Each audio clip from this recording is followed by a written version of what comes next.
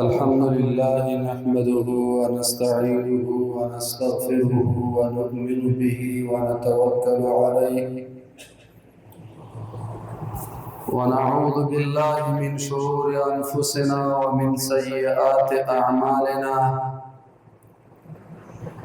من يهده الله فلا مضل له ومن يضلله فلا هادي له ونشهد أن لا إله إلا الله وحده لا شريك له ونشهد أن محمدا عبده ورسوله أرسله بالحق بشيرا ونذيرا وداعيا إلى الله بإذنه وسراجا منيرا إن الله وملائكته يصلون على النبي يا أيها الذين آمنوا صلوا عليه وسلموا تسليما اللهم صل على سيدنا ومولانا محمد وعلى آل سيدنا ومولانا محمد كما صليت على إبراهيم وعلى آل إبراهيم إنك حميد مجيد. جناب قابل قدر واجب الاحترام مشرانو کشرانو همزولو نوجوانانو او د حیا په پردو کې ناستو بیبیانو رب کریم جل جلاله سر زما د کامل ایمان برخه نصیب کا او الہ العالمین جل جلاله سر زما په صادر شو گناهونو د عفو قلم را کاغا عزتمندو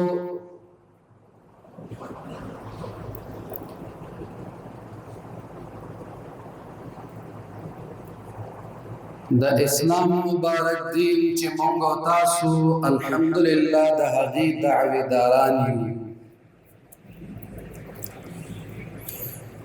او الله جل جلاله مو دې همیشه په دې دعوه باندې ثابت او دائم ولري.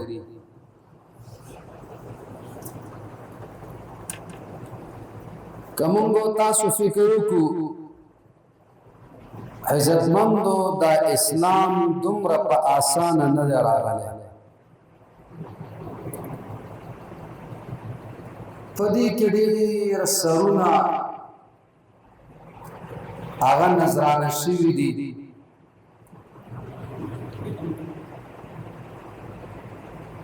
ډېرې میندې بورې شوي دي او ډېرې زنانه کونډې شوي دي ډېر بچي یتیمان شوي دي د هغې نه بعد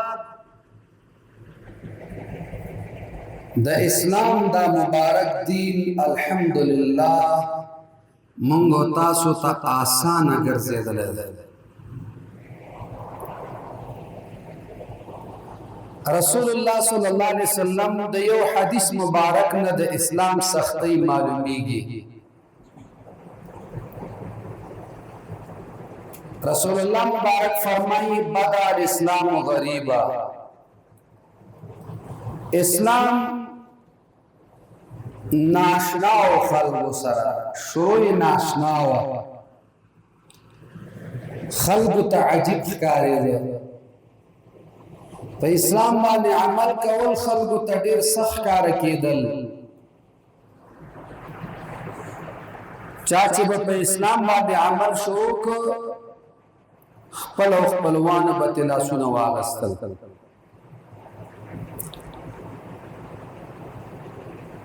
پلار به د بچی سره پلارونی پرې خودلا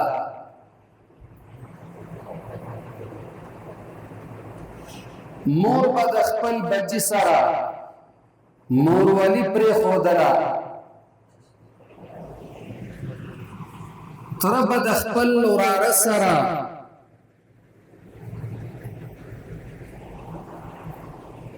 ترولي پرېښودله، ماما به د خپل خوريي سره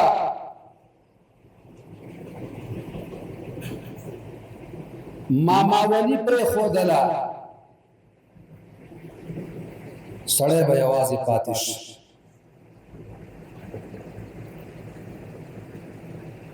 دا داسې اسانه مړۍ نه وه او نه دومره اسانو لکه نن چې موږ او تاسو یې تعبیر کړو د ځان لپاره، یا دومره بې اهمیته بعضې مسلمانانو ته ښکاري اسلام بس په نه خبره باندې اسلام دین پرېښودلی،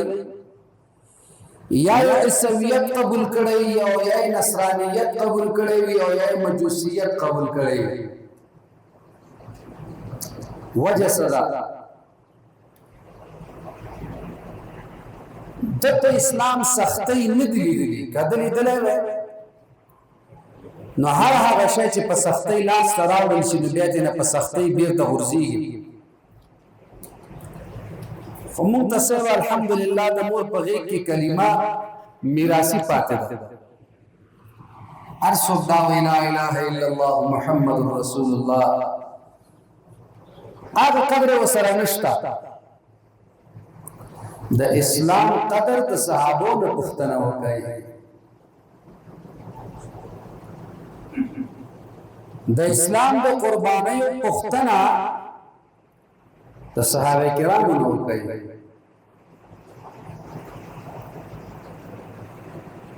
عمار بن یاسر رضی الله تعالی عنه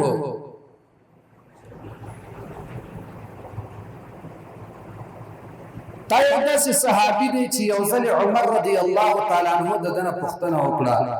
وایي عماره په اسلام دې څومره سختۍ تېرې کړي دي؟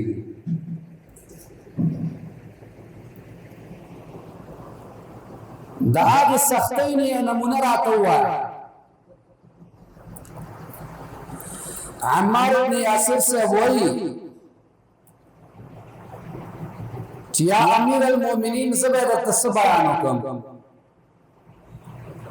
خو تاسو زما ملا وګورئ بیا به درته معلومات شي. عمر رضی الله تعالی عنہ فرمایي وای چې عمار صاحب کله لمن پورته کړه او ما د عمار ابن یاسر صاحب ملا وکتله، د الله په ذات قسم کا ما په ژوند کې داسې زخمي ملا د بل چا کتلی.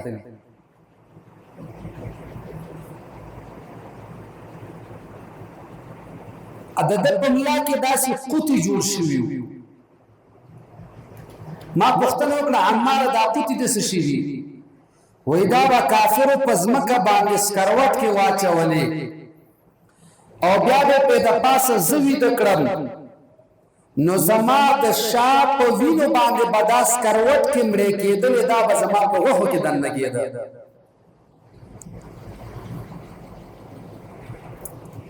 بعضې خلک د بلال صاحب په اړه دا خبره کوي، بلال صاحب یې په ګرمو شګو باندې سملاو، غټې تیږې به ورته په سینه مبارکه باندې کېښودلې. نو چې یو سړی دومره اسلام په سختۍ باندې وګټي چې خپل د ملا زخمونو حساب ورته معلوم نه وي، عزتمندو ستاسو نه پوښتنه کوم دا سړی بیا دا اسلام پرېږدي په اسانه؟ دا نن چې موږ ته خلک پیغورونه کوي او راته وایي چې ستاسو بعضې افغانان هلته لاړل عیسویان شول، نو خود عیسویان شول چې هغوی په اسلام څه سختۍ تېرې کړي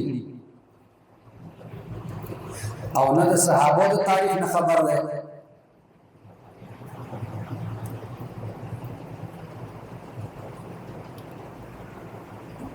نارینه خو پرېږده، که د صحابیاتو د هغې واقعات وری د انسان عقل ورته حیران شي.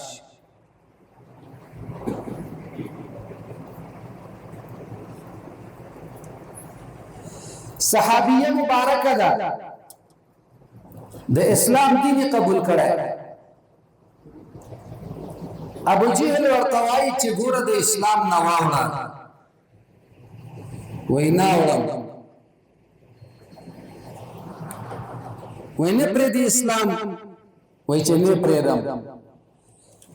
یوه خپه کې ورته رسۍ واچوله او په بله کې دا یو رسۍ د یوې اوښ ملا پورې وتړه او دا بله رسۍ د دې بل اوښ په ملا پورې وتړه. په مزه مزه باندې دا اوښانې روان کړل. دا صحابیان په تکلیف کې واقع کېږي او ورته چې اسلام پرېږده، وایي نه پرېږدم. په آخره کې ابوجهل د نامه نه ښکته په نیزه باندې وهي، صحابیه په منځ کې دوه کېږي مگر اسلام نه پرېږدي. هغې خلکو سره د اسلام ځکه قدر چې هغې پې تکلیف برداشت کړی او زحمت یې برداشت کړی. نن چې زما او ستا هغه مینه د اسلام سره نشته، ځکه نشته چې مولا په هغې تکلیف باندې اسلام ګټلی نه دی.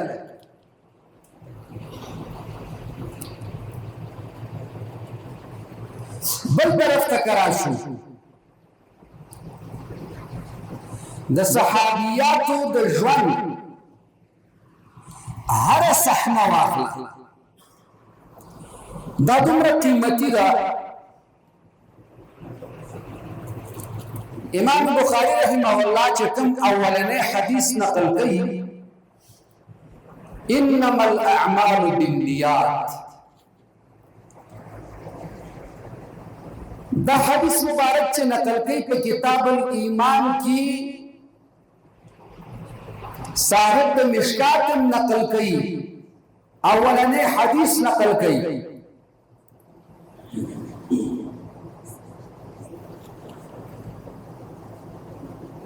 د دې حدیث مبارک شان ورود علما بیانوي چې نبی اسلام دا حدیث ولې ویلی. د اسلام په ابتدا کې دا خبره نه وه که ښځه مشرکه وه او سړی مسلمان و، یا سړی مشرک و ښځه مسلمانه وه، دا فرق نه و، مطلق نکاح. وروسته په اسلام کې بیا دا حکم راغی چې مشرکه نشي کولی چې د یو مسلمان سره نکاح وکړي او مسلمان نشي کولی چې د مشرک سره، یا مسلمان نشي کولی چې د مشرک سره نکاح وکړي. دا پابندي وروسته راغله. رسول الله مبارک هجرت وکړ، مدینه منوره ته راغی. دغه وخت کې مسلمانانو باندې هجرت کول فرض و.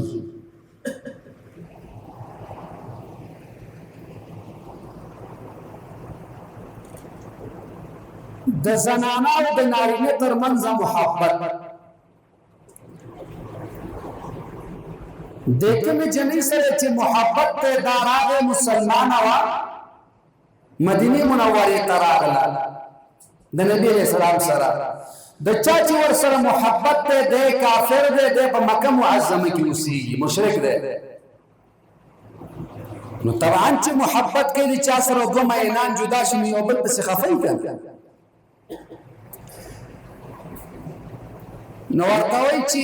ته پاتې شوې او زه لاړم. جنۍ ته وایي چې زما خدا په برداشت کې نه ده چې زه اوس ستا نه جدا ژوند تېر کړم. جنۍ ورته ویل زه مسلمانه یم، که ته چېرته اسلام قبلوې بیا هم زما په سر سترګو قبول یې، کبر در باندې نه کو. دا صاحب د مکې معظمې نه راغی مدینې منورې ته. کله چې مدینه منورې ته راغی، بیا د ایمان قبول کو، د هغه نه بعد بیا د دوی نکاح وشوه. نو نبی علیه الصلاة والسلام درگاه رسالت ته دا خبره وړاندې شوه چې هجرت خو فرض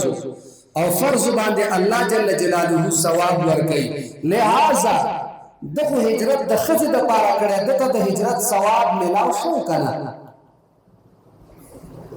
نبی علیہ الصلوۃ والسلام مبارک فرمایل انما الاعمال بالنیات، دا اعمال دار مدار دا په نیتونو سره ده. کله چا هجرت الله او الله د رسول د پاره نو د هجرت الله او الله د رسول د پاره قبول لې، او کچا هجرت دی یو خزه د پاره کړه د هجرت بازار خزه د پاره ده. یعنی ګوري یو زنانه چې هغه د خپل د ټول عمر د ژوند ټاکنه د یو انسان سره کړه د اسلام په خاطر ورته وي چې تیرم درنه که اسلام قبله صحیح ده کنه قبله نو زموږ سره جدایي.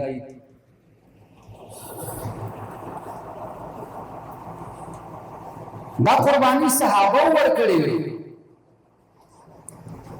تاسو مارینو مورخینو نقل کړي. رسول الله مبارک چې په حجۃ الوداع کې کوم تقریر وکړ چې د امانت په توګه باندې د حاضرین غایبین ته ورسي، د امانت په توګه.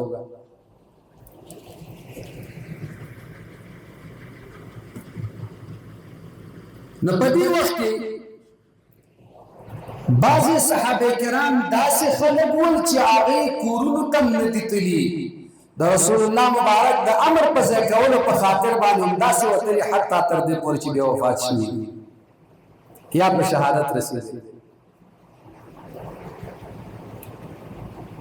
تاسو مړ لویه قرباني ده.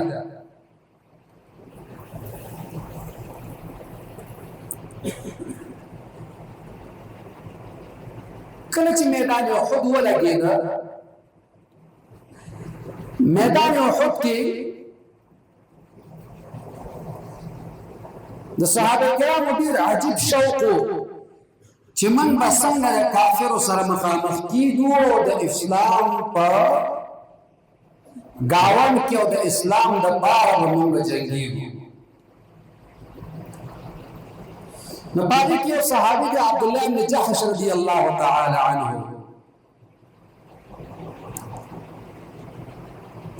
دی یو دعا وکړه وی الله کله چې میدان احد لګي رب کریمه ما د یو داسې کافر سره مخامخ یې چې هغه ډېر قوي وي،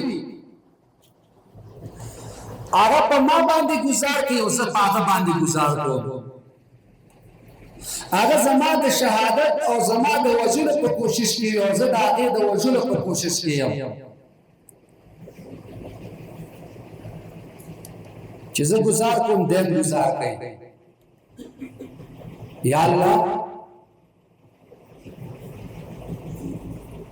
چې زما د الله اسمانه قطع کی بیا بل لاس مې قطع کی اندامونه مې پریک کی، رب کریمه بیا زه د شهادت جام نوش کم. یا الله که کله په ورځ د قیامت کې ته زمانه پوښتنه کوې، رب لا یزال که ته زمانه پوښتنه وکړې چې زما د دین دپاره دې څه کړي، زه به درته وایم چې ربه ستا د دین دپاره دا کوم وجود چې دې راکړی او ربه دا مې درته ټوټې ټوټې دربار ته حاضر کړ. عمر صحابي فرمایي چې کله میدان جنگ ختم شو من ولید چې عبد الله بن جحش رضی الله تعالی عنه ټوټې ټوټې شهید پروت و.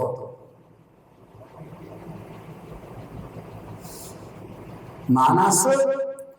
هغوی د مرګ نه وېرېدل، موږ تاسو د مرګ وېرېږو. ولې؟ ابن قیم رحمه الله لیکلي دي وایي صحابه ولې د مرګ نه وېرېدل او موږ ولې د مرګ ډارېږو؟ وایي وجه دا ده صحابه دنیا ورانه کړې وه او آخرت یې آباد کړی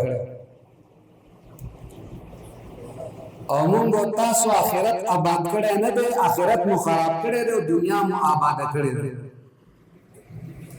نو هغوی چې به د دنیا نه آخرت ته تلل هغوی آخرت آباد کړی و، نو سړی چې د آباد نه ورانې ته ځي طبعا هغه جاړي، او چې دوران نه آباد تزین واغ نه جاړي صحابو ځکه نه چړل چې هغه آخرت آباد کړو دنیا یې وران کړو من ځکه جاړو چې من آخرت تباہ کړو د دنیا مو آباد کړو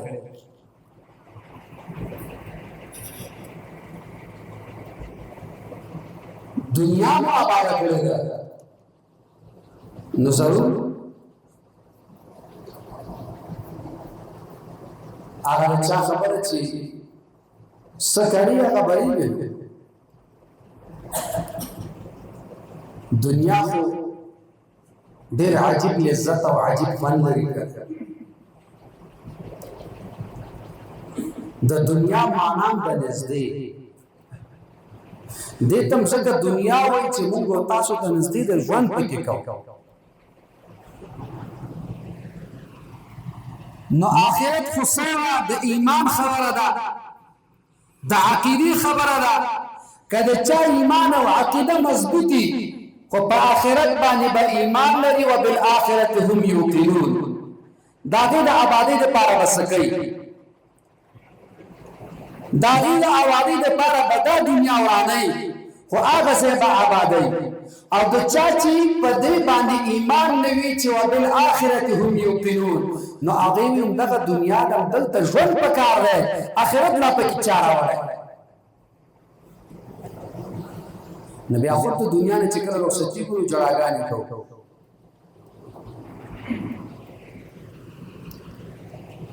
جړاګانې کوو نو هر کله چې موږ دنیا آباد کړه آخرت مو وران کړه دغه حال مو ده او که چیرته موږ آخرت آباد کړه دنیا مو وران کړه نو بیا براته د اسلام یو حکم هم ګران نه په منلو کې د اسلام هر حکم باندې به عمل راته آسان دی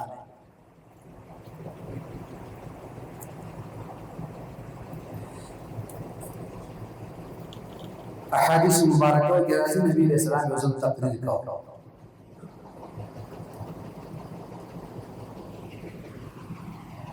د جمعې مانځه کې بعض خلک چې راشي یا ګرځي یا کینی او ځکه ځان ته ځای پوری تقریر دوران رسول الله مبارک ویل چې کینا صرف आवाज کوي کینا چې کله ویل کینا عبد الله بن مسعود رضی الله تعالی عنه هغه د سپلو په ځای کې کیناست کله چې موږ خلاص شو نبی رسول الله ته ابن مسعود ولا تکینا سره قربان تاسو ول چکینا وای ما خو ته نو یاد کړه ما خو بل ته ویلې وای قربان الله فرمایي چې د رسول اطاعت کوي تحقیق نه وای د پیغمبر اطاعت پکار دا نه چې یا رسول الله چاته دی ویلې ولی دی ویلې چې شکینم ضرورت څه شری زه خوشاله یم ما بچیرا دا خبره خو اکثره د منافقین وي چې نبی اسلام د جهاد आवाज کړ تبوک او دلته منافقین ویل چې ان بیوتنا لعوره زمون کوونه خارج کوم د اجازه راکې چې پاتې شي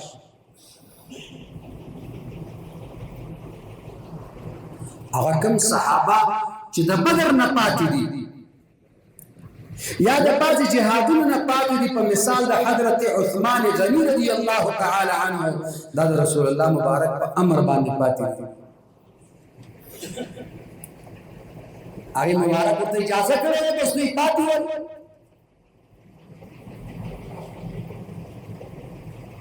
اوس یو سره تاریخ مونږ ولي او اسی یو ځل راتو شي په صحابي باندې او چې څنګه صحابي دي لکه څنګه چې خوارج دا عقاید جوړ کړی دي عثمان سے باندې کې و چې دا څنګه صحابي دي په بدر کې پاتې شوی دی فلان جهاد کې پاتې شوی دی فلان کې پاتې شوی دا څنګه تاسو خلیفہ غنئ من ورته وایي د رسول الله مبارک په حکم چې سو پاتې شو دا پاتې نه دی رسول الله مبارک په حکم چې پاتې شو په کور کې الکا دا څه شي نه دی دا پاتې نه دی دا د الله جل جلاله په دربار کې حاضر دی ذکر رسول الله مبارک فرمایي چې اے صحابه منګه په دغه لاره باندې یو قدم ناخلو یو وادي یو کنده نه قطع کوو یعنې نه رالاندې کوو مګر چې قدم اخلو څه خلک داسې دي په کورونو کې ناست دي او موږ سره په ثواب کې شریک دي دا هماغه صحابه یادوي کوم صحابه چې په اجازه د رسول الله مبارک باندې پاتې شوي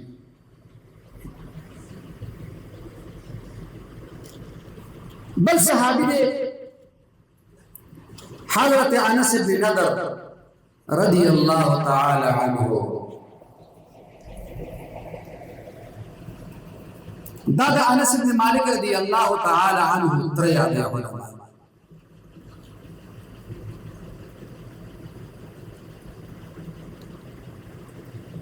د ډېر زیات شوق د جهاد سره کله چې د احد غزا تعین شو نو ډېر خوشاله شو لاس پورته کړ امام مسلم رحمه الله نقل کوي او نور محدثین په کتاب المغازی کې نقل کوي لاس پورته کې یا الله کله چې میدان احد لګي یو زده کافر سره په جنگ کې اخته کېږم په جهاد کې رب کریم جل جلاله چې زما په وجود باندې صدا پاسه اتیا زخمونه جوړ شي کدا غیر بعد شهادت راځي نو یا الله بیا ارمان مې بسره باندې پاتې دي صدا پاسه څو زخمونه جواب رانه تاسو وایو ته تیار نه زغمونه ته به تیار زموږ سوال هم دې موږ چې سوال کو خدای پاک بس د عزت مر راکې او په کټ پوزي کې راکې خدای پاک چې یو نور په مزار نشو د چاته بازار کې او یا خدای پاک بس برستن کې مر راکې د مسلمانو د نارینه مرګ په برستن کې مزه نه کوي د نارینه مرګ د مسلمان مرګ د وینو سره مزه کوي چې د خپل وینو کې لګ پاتې پرو په وینو کې لګ پات کې خوخیم نه د سرو زرو په تخ باندې به پتا دا خو د خوځ مرګ دی چې څوک داسې غواړي خدای پاک بس د سیمې مرګ چې روح سالم پاتې شو او چې بیا د پښتنو کې قبر کې وسخدارې د قبر خدای باندې چې روح پاتې شي نو تا بس کو مونږ بدل تا چې درکې دي درو خو خو بدل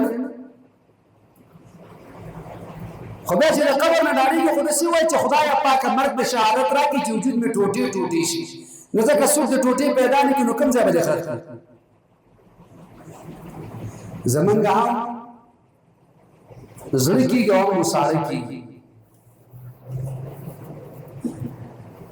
دغه صحابي انس بن نضر رضی الله تعالی عنه یا الله چې کله ماته مرګ راځي مرګ د شهادت خوراکا خو یا الله داسې شهادت براکې چې زما په وجود څه د پاسه اتیا زخمونه پراته انس بن مالک سے بیا روایت نقل کړي محدثین وایي کله چې میدان احد ولګېده میدان احد کې چې کله جهاد وشو کافر شکست وخوړه هر څوک خپل زخمیان پورته کوي خپل شهیدان پورته کوي کله چې راغلل صحابه کرام حضرت انس بن نضر رضی الله تعالی عنہ شهید دی ولیکن په وجود باندې چې وشمارل شو صدا پاسه اتیا زخمونه پراته صحابه کرام مستجاب الدعوه بس دعا به کوله خود زمونه به دعا کوله چې الله ته قبول زمونه په خپل باندې یو شی په ځلم بل شي آیا سره د حج نه راغله لار کې روان دی مخکې خدا سفر د کشته ډېر زیات دي کشته د چکر او قتل مزدا کشته دي او خوځره او خوځره ان غابان د کشته आवाज کو چواله کا د شخکاری چې دا کشته غربي کلمه شهادت وایي بس د لاس پورته کو خلکو ته خپکی دي وی ولی وی بس ما یو بد کړی مکه کې ما ویل چې خدای شهادت راکړه نو ما په خیال کې چې هغه بد مې دلته اختیار شو من خو په داسې انداز چې کله مرګ د شهادت راشي نو بیا پې خفه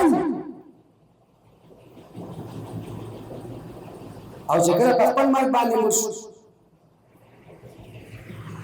قوم خدای چې د شریعت نه خلاف هم سړی پروت وي بیا چې دا څو خپلوان دي چې ورته وګوري ویلي شي مسکا مسکا یې خندل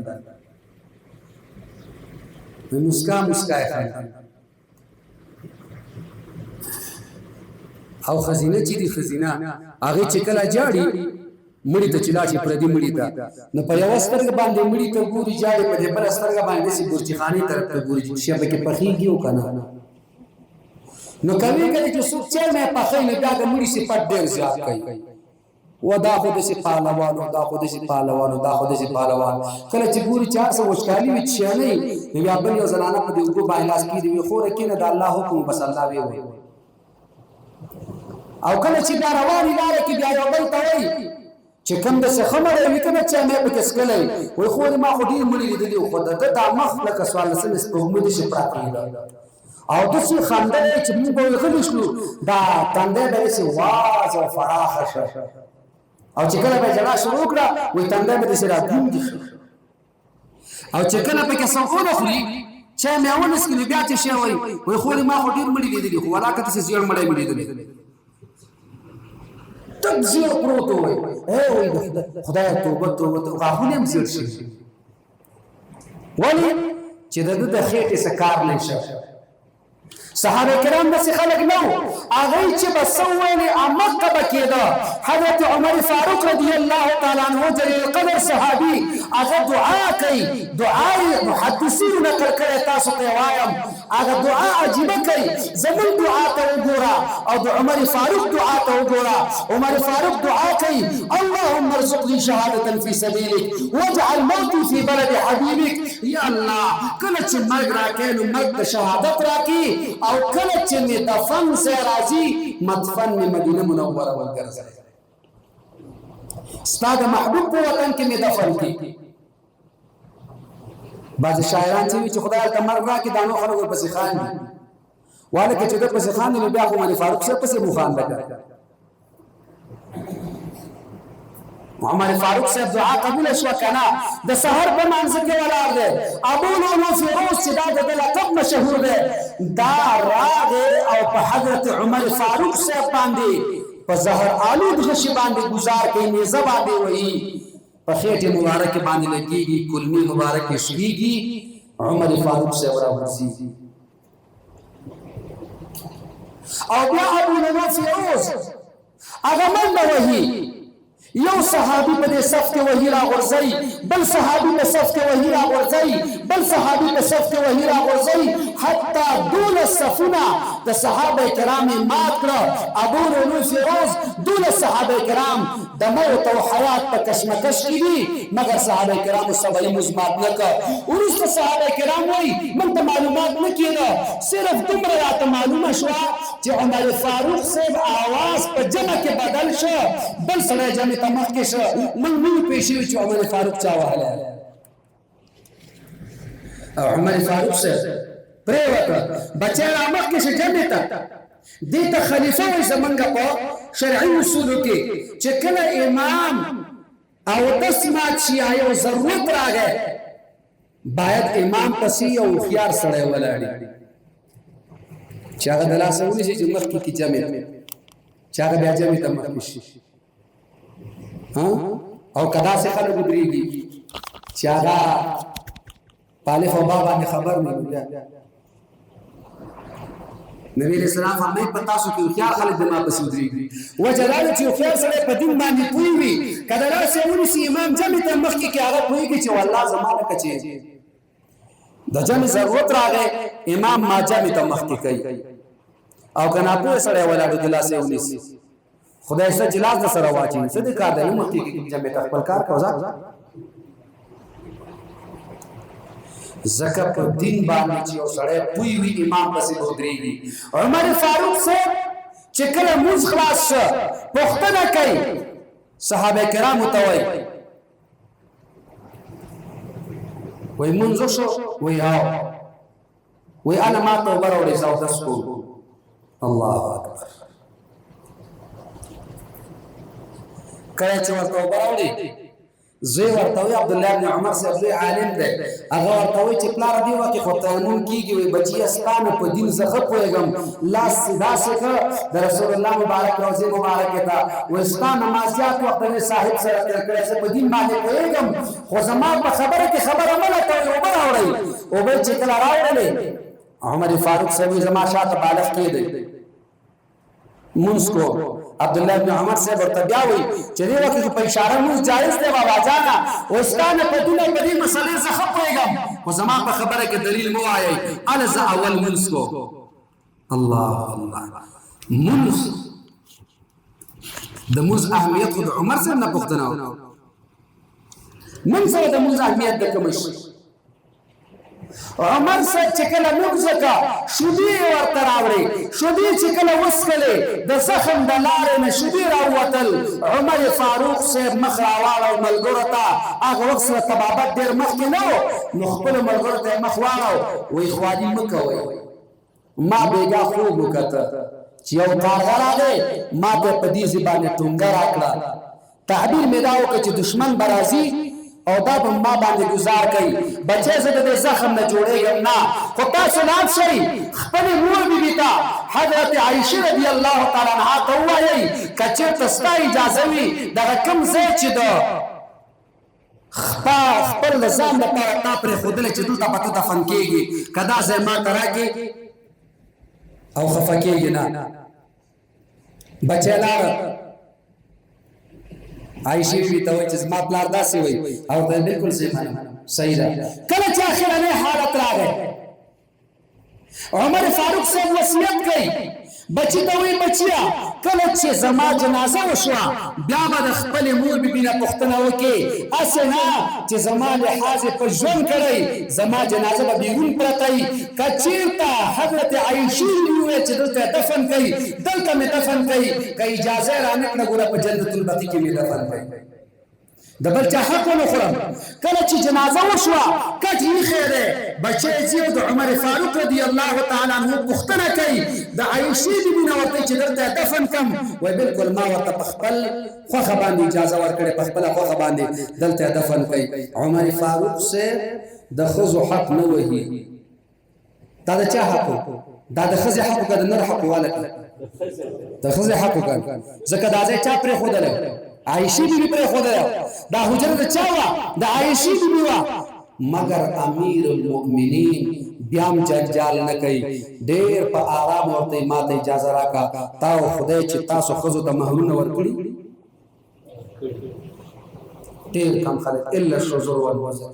داسې خېټه یې اچولې چې تا او خدای د خویندو حق هم ورکړی. اکثره پکې د خویندو په حقونو باندې مزداقي اچوي اکثر،